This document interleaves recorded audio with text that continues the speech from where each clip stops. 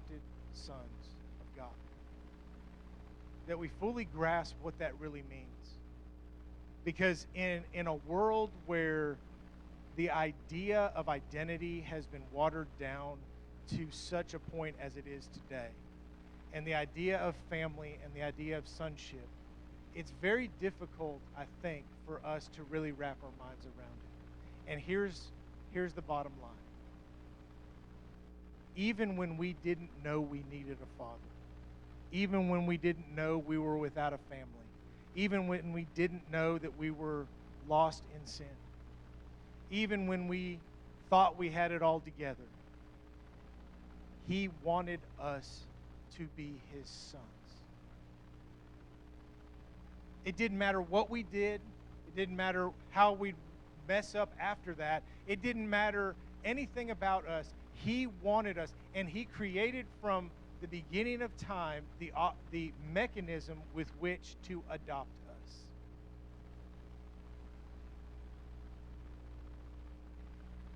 And with that gift comes responsibility.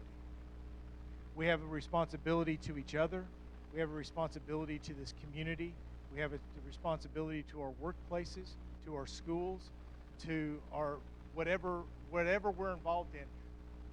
The whosoever that's outside the doors of this church, we have a responsibility to. One, to let them know that they can be adopted.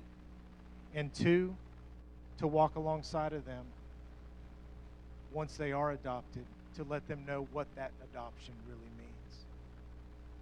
I don't know if this speaks to anybody this morning. I can tell you this: if you don't know Jesus as your Lord and Savior, it's really, really simple. Now, it's not as simple as just repeating a prayer, and that in itself saves you. But that is a beginning. If you mean it, He will honor that. The second step is you have responsibility now. And I want to be the one, and others in this church want to be the one to help you understand what it means for you to walk as a son of God. What does that mean for you? You might say, hey, I can't preach, I can't teach. That's fine. You know what? You can live life. And you can do life with the people that you go to school with and work with. You can be His representation to anybody that you encounter each and every day. I think that we have gotten to a point in churches all over that we're just comfortable coming in and having church and realizing that, hey, we're saved. Look around. Everybody in here is good. We're a family. Let's just sit here and wait on the rapture. But that's not what He called us to do. If we're a joint heir with Jesus, Jesus left the 99 to go after the one. If we're a joint heir with Jesus, then we're going to not only act like Him, we're going to pursue things the way that He pursued them. Someday, He's coming back for His bride.